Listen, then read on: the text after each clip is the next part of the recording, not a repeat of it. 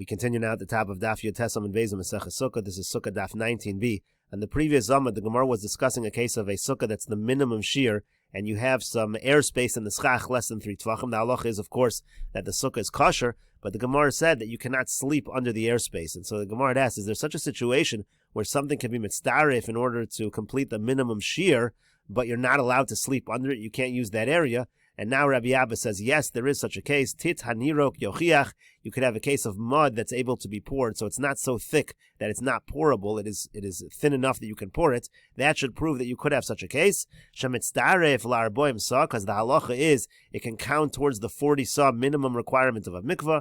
But if you immerse in such mud, lo also lo tvila, that will not count as a kosher immersion. Rashi over here says, Tit hanirok yochiach sharoi lahariko mikli al kli kagon shurach. You can pour from one vessel to the other, meaning it's thin. Shemitzdaref lahashlam shir memsa, can count towards the 40 sa of a mikvah. Va'atovel bo b'memsa shekulo tit nirok. If you try to immerse in 40 sa full of this kind of mud, lo also lo tvila, it's not going to be good. All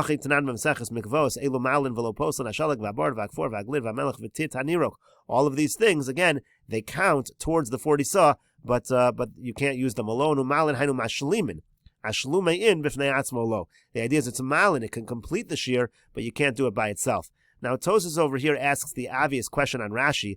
Vikasha, this is difficult. What kind of proof is this that mud can count towards your 40 sa, but you can't immerse in a mikvah that's full of this kind of mud? Because we already know if you had a sukkah, for example, that was 100% airspace on top and no schach, of course that would not be good. Tosas continues, so this is no proof. The titanirok b'shashu mashlim chazi l'tvila, because when you have this mud, you can immerse in the area that's muddy. Velo dami la'aver, that's not similar to what we're saying by the airspace. De'ein yeshenim tachtav, where you're not allowed to sleep under the area of the airspace. Afilu b'shashu mitzdarif, even in a situation where the airspace is contributing to the minimum shear.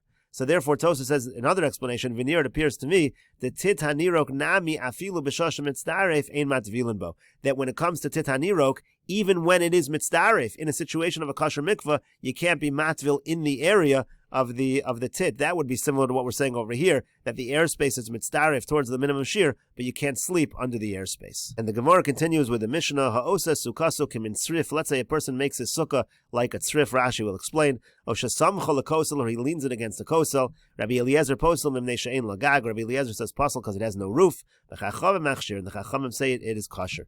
Rashi says kimin tzrif kuch shel tzayodin she'arvin ba. This was like a hut that the hunters used to use to ambush the animals as a ophos. Basically, it was made sort of like a teepee. The entire thing was slanted, so you don't know what part is the wall and one part is considered the ceiling or the schach. Or you lean the konim, the schach, against the wall. Now it's all slanted. You can't tell what's your schach and what's your wall. It's not clear where the wall is and where the roof is. The oel mishupah lav oel. Rashi explains the principle. A slanted oel is not called an oel. It needs to be an oel to be kosher as a sukkah. The only time that's kosher is if at least one tefach is going straight up. But if the entire thing is slanted, it's going to be a problem, according to Rabbi Eliezer. And the Gemara says, Tana, it was taught, Moda Rabbi Eliezer. Rabbi Eliezer admits, meaning even Rabbi Eliezer, who says this kind of slanted sukkah is puzzle, he admits, Shem higbiya min akarka tefach, that if you lift it up from the earth a tefach, or you don't lean it fully against the wall, but you have it one tefach distant from the wall, sheikasher. In both of these situations, it's going to be kosher. Rashi says, Shem higbiya min akarka tefach, atarvayu kai. We're going on both cases over here, the case of the tzrif, and also the case where it leans against the wall. The amrinan lavud bizikifa. So let's say you lift it off the ground, the tefach. We then say lavud, we connect the bottom of this slanted wall to the ground through lavud. The yesham tefach zakaf, and it's as if you have a tefach wall standing up, even though there's nothing there, but through lavud we connect it to the ground, and you have a tefach of wall straight up. The nikra hatzrif shugag, and it's clear that the tzrif is the roof part. The kaven sheyesh bo shir oel bezikifa haveol. Again, since it has a shear of a tefach of an oel, that's good enough. Or if let's say again you're leaning it against the wall, but if you don't actually lean it against the wall, if you lean it in a way where it's one tefach away from the wall, and it's being held up through poles, we say love it from the top of this wall to the kosel, b'shava, and then you say it in an even fashion so that it's like a ceiling. Below b'shipu, it's no longer slanted. V'u'agag, this loved wall, or this loved connection, we should say, is going to serve as the ceiling, and it's not going to be a problem. And the Gemara says, "My time mayu derabbanan." What is the reason for the Rabbanan to be so lenient that even if it's completely slanted, it's kosher? The answer is shipui aholim kalim damu. The Rabbanan holds slanted oel is considered like an oel, as Rashi says. Shipui aholim kalim afapi shelo igbiya v'lo rechika ksheri. You don't need to do any lifting up. You don't need to distance it from the wall it's leaning against. It's going to be kosher because they hold a slanted oel is considered an oel. Abaya ashkechel Rav Yosef to kagani bekilas chasanim besukkah. So Abaya found Rav Yosef that he was sleeping in a kilas chasanim in a sukkah. Rashi over here says, "Bekilas chasanim lefi she'ein lo gag tefach shava lo chashav oel hafsik." So this again, the kilas chasanim, it had no gag of a tefach. It was completely slanted.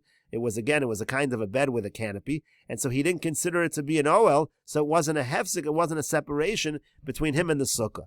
So Amar Le, so Abaya said to Rav Yosef, "Keman, who are you following?" Rabbi Eliezer. It seems like you're following Rabbi Eliezer that it's not an oel. So in this case, you're being lenient. Rabbi Eliezer in our Mishnah was strict that it's not considered an oel, it's not a kosher sukkah. And he was being lenient like Rabbi Eliezer that the bed is not an oel, and therefore he's in the actual sukkah. It's not a separation. So he said, Shavak Rabbanon v'yavadetz Rabbi Eliezer. Are you leaving aside the opinion of the Rabbanon and you're following the opinion of Rabbi Eliezer?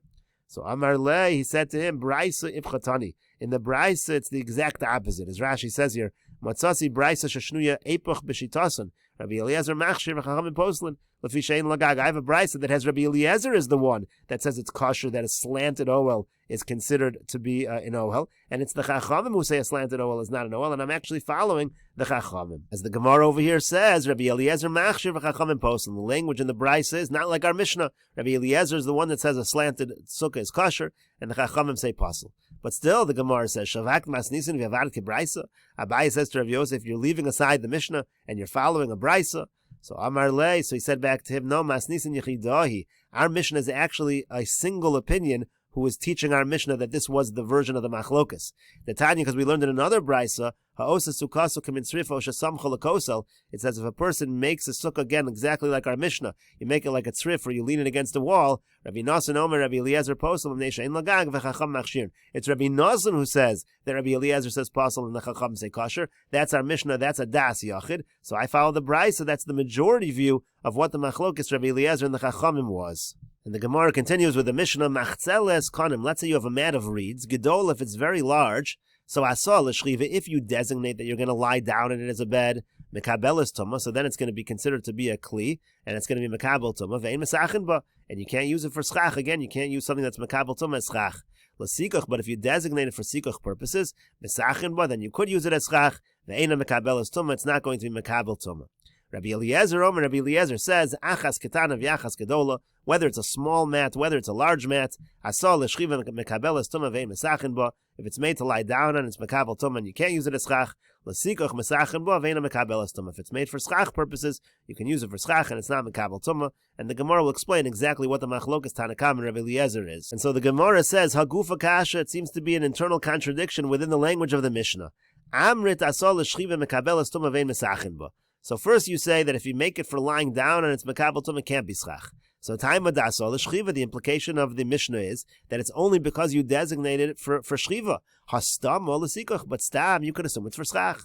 V'hader Tani, and then the Mishnah says L'sikuch, that if you designate it for Schach, Mesachin Ba, then it could be Schach, Ve'ena Mekabelas Tumah, and it's not Mekabel Tumah. So Taima Dasal L'sikuch, it sounds like you have to specifically designate it to be Schach. Hastam or L'shchiva, but if you don't specifically designate it, if it's Stam, then we assume it's L'shchiva, and it cannot be used for Schach. So it's a contradiction. What is the halacha if you have a mat that's stam? And so the Gemara answers, Halo Kash, it's not difficult. Kan begedola, kan bekatana. The difference is whether it's a large mat or a small mat, meaning within the Tanakam of the Mishnah, if it is a large mat and you don't designate it for anything, we assume that it is for schach, because that's not normally used for lying upon. But if it's a small mat, which normally is used for shechiva, then min hastam, we don't assume that it's going to be schach. And the Gemara continues, and they change the gears over here to Ema Seifa. Well, let's look at the end of the Mishnah.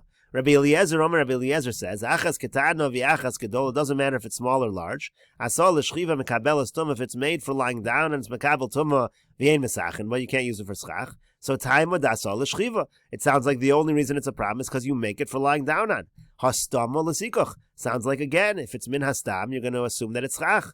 Ema Sefer, now look at the end of Rabbi Eliezer's statement. Asal l'sikuch mesachin ba ve'ena mekabel es tumah. If you make it for schach, you can use it as schach, and it's not mekabel tumah. Time with asal l'sikuch sounds like you have to specifically designate it for schach. Hastama l'shchiva, but min hastam, we assume that it's for lying down upon. And in Rabbi Eliezer, of course, you can't say that we're talking about a katana and a gedola separately, and they have different halachas, because Rabbi Eliezer says achas katana v'achas gedola. He makes it clear that it's the same halacha for a katana and a gedola, and yet you have the same exact contradiction that we had in the Tanna Kama. And so the Gemara answers Elam Rava. Rather, Rava explains as follows: B'gedola kuli alma lo pligi. When it comes to a large mat, there's no machlokas whatsoever. Distam l'sikuch. Everybody agrees min hastam. You can assume that it's for schach purposes. Ki pligi b'katana. The machlokas between the Tanna Kama and Rabbi Eliezer is by a small mat.